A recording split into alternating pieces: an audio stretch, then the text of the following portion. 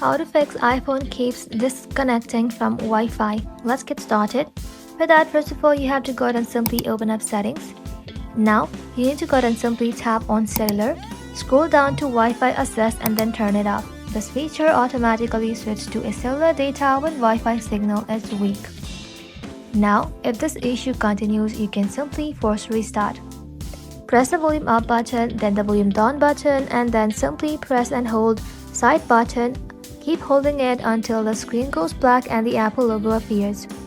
After that, you need to go ahead and simply open settings and scroll below, tap on general, scroll below again, tap on transfer or reset iPhone. Now simply select reset.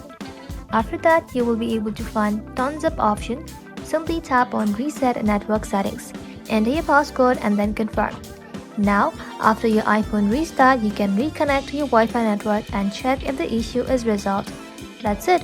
These steps should fix your problem. Thank you all for watching. If this video was helpful, consider subscribing to our channel and liking this video.